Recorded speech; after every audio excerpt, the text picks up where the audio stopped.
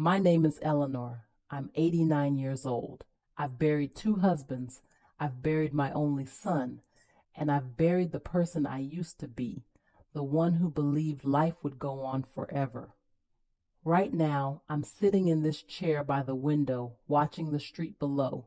Children walking to school, parents rushing to work, everyone moving with their heads down, eyes fixed forward. Nobody looks around. Nobody notices the world passing them by. I used to be like them, running, chasing, never stopping. Let me tell you something I wish I had known sooner. The life you think you're building, the one you're so proud of, isn't truly yours. It belongs to your boss, your bank, to the version of yourself you created to survive in a demanding world. One day, on a quiet, ordinary morning, you'll wake up and realize you handed your life away in small pieces and you didn't even notice it happening. I noticed too late. I remember my neighbor, Clara, sweet, quiet woman with a simple garden, tomatoes, flowers along the fence. Every morning, rain or shine, summer or winter, she'd step outside with her coffee and just sit there. I used to laugh at her. What a waste of time, I thought. She has no ambition, no drive. I am running a company, closing deals, flying across the country 3 times a month. I'm winning. Clara passed last spring, peacefully in her sleep. At her funeral, neighbors told stories of her showing up for everyone, bringing soup when someone was sick, sitting with the old man on the corner when his wife left him. She never earned more than she needed, yet she was the richest person on that street. And me? Nobody came to my retirement party last year. I sent 37 invitations. I got 11 RSVPs. 4 people actually showed up. 4. My wife, my assistant out of obligation, and 2 salesmen hoping for an open bar. 37 years of my life given to that company. 37 years. When I left, they threw a tiny lunch in the break room. Cake from a grocery store, my name misspelled on it. I stood there holding a paper plate, and I realized that's what 37 years looks like. And the money? Oh, the money. I spent decades chasing numbers on a screen, missed birthdays, missed holidays, missed the quiet years as my son grew into a man right before me, and I wasn't there to watch.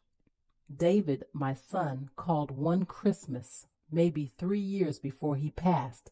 First call in over a year. He said, "Dad, I don't even know what makes you happy. I don't know anything about you except that you were always working." That sentence hit me harder than anything else, harder than losing my first husband, harder than nearly losing my health. He was right. I had become someone the world would respect, and in the process, I forgot to be someone my own son could know. I have more than enough money now. It sits in the bank and will do nothing for me when I am dying. It won't ask how I feel. It won't hold my hand. Money is useful. I won't deny that. But in 89 years, I've never replayed a bank statement in my head and felt peace. What I replay are moments. The morning David was born. The first time my husband Margaret laughed so hard she couldn't breathe. The day I drove 3 hours through snow to help a stranger whose car had broken down and never even learned his name. Those moments feel real. If you're still listening, hit that like button.